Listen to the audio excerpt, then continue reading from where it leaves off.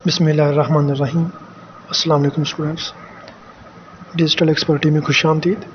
आज का हमारा टॉपिक है आर्ट टू मेलनकली। तो चलें शुरू करते हैं। आज की ये नज़म ये सिखाएगी कि उदासी को गले लगाकर खुश रहना सीखना चाहिए, जीना सीखना चाहिए। उदासी मिलती है तो गमगीन परेशानियों में नहीं डूबना चाहिए। उदास रहकर खुद को ख़त्म नहीं करना चाहिए, बल्कि उदासी में भी खुशी को ढूंढने का हुनर सीखना चाहिए। उदास रहना ऐसा है जैसे एक तारीक गली में, एक डार्कनेस में आप कहीं तन्हा अकेले खो गए हों और ख़ुद को तलाश नहीं कर पा रहे हों और इसी के साथ अपनी खुशियों को भी ख़त्म करते जा रहे हों। है नो नॉट गो टू लीथ। लीथ एक रिवर है। तो यहाँ पर पार्ट बोलते हैं कि अगर तुम सैड हो, अगर तुम बहुत ज्यादा दुखी हो, निराश हो, तो लीथ नाम की रिवर के पास मत जाओ, उसका पानी मत पियो। Neither twist wolf's bane tight rooted for its poisonous pine. इस लाइन का मतलब यह है कि ना तो तुम लीथ रिवर के पास जाओ, उसका पानी पियो। अगर उसका पानी पी लोगे तो तुम्हारी मेमोरी चली जाएगी, तुम सब भूल जाओगे। और वॉल्व बेन नाम का एक प्लांट होता है, एक पौधा होता है, जिसकी जड़ को खींचकर, उसकी टाइट रूटेड जड़ को खींचकर मत तोड़ो, क्योंकि तुम उसका जहर निकालना चाहते हो, जहरीली वाइन उसकी निकालना चाहते हो अपना दर्द कम करने के लिए। तो ऐसा मत करो, ये दोनों काम मत करो। Not suffered thy pale forehead to be kissed by nightshade, ruby grape of प्रोसरपाइन।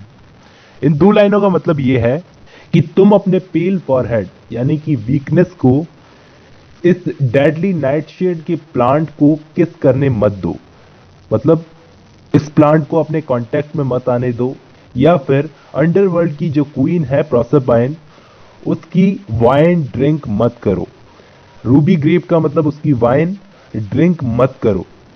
दोस्तों, ये प्रोसरपाइन अंडरवर्ल्ड की क्वीन मानी जाती है। आई होप ये दो लाइनें भी क्लियर है। आगे बढ़ते हैं। Make not your rosary of yew berries, nor let beetle not the death moth be mournful psyche.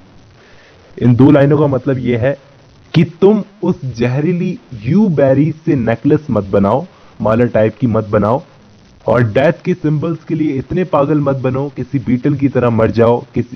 मतलब इतने पागल मत बनो कि किसी बीटल की तरह मर जाओ। बीटल मतलब एक कीड़ा टाइप का, या फिर डेथ मॉथ भी एक टाइप का कीड़ा होता है, उसकी तरह। तो ऐसे मरने के बारे में मत सोचो। Not the downy owl a partner in your sorrow's mysteries. इस लाइन का मतलब यह है, या फिर उस आउल को, उस उल्लू को ज्वाइन करके अपनी मिस्टीरियस सैडनेस को और मत बढ़ाओ, अपने सॉरो में उसको पार्टनर मत बनने दो। For shade to shade will come too drowsily and drown the wakeful anguish to the soul. इस लाइन का मतलब यह है कि अगर जो कुछ भी मैंने बताया ऐसा तुम कुछ भी करोगे, तो ये चीज तुम्हें और ज्यादा शेड्स में यानी कि डार्कनेस में लेती जाएगी और तुम्हारे पेन को एकदम सुन्न सा कर देगी ये चीज। अब ये वाला स्टेंजा बड़ा इंटरेस्टिंग है। इसमें कीट्स बोलते हैं, but when the melancholy fit shall fall sudden from heaven like a weeping cloud that fosters the droop-headed flowers all and hides the green hill in an April shroud।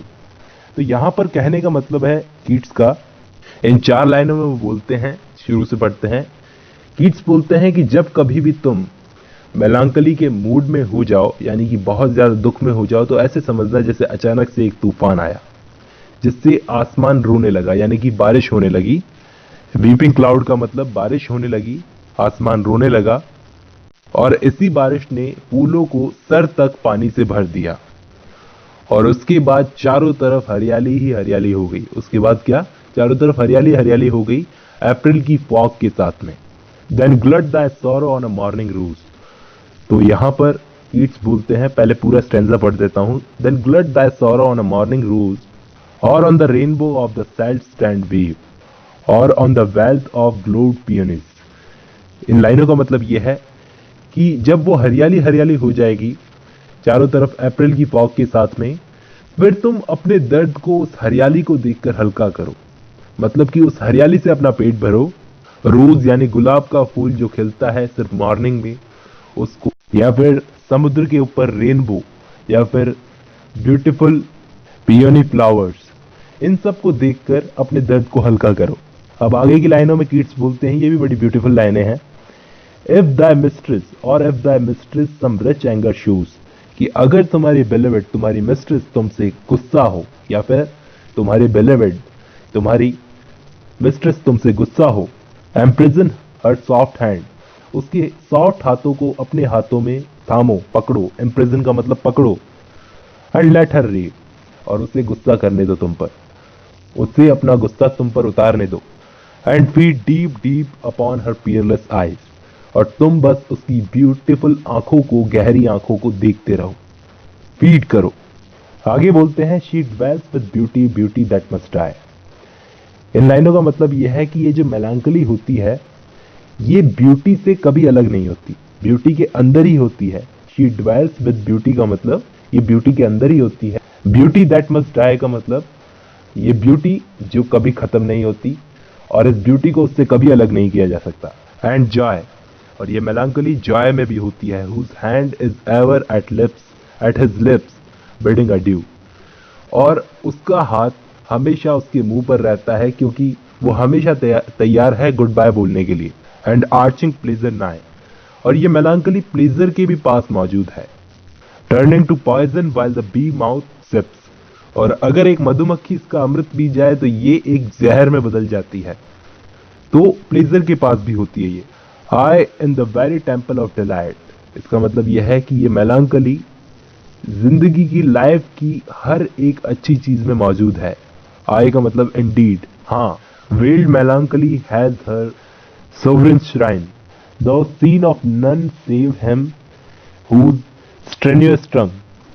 इन लाइनों का मतलब यह है कि इंडीड मेलांकली लाइफ की हर एक अच्छी चीज में है, जैसे कि एक क्वीन एक टेंपल में होती है। इसे सिर्फ वही लोग देख सकते हैं जिन्होंने ढंग से जॉय और ब्यूटी को गले लगाया हो। Shall taste the sadness of her might and be among her cloudy trophy संग।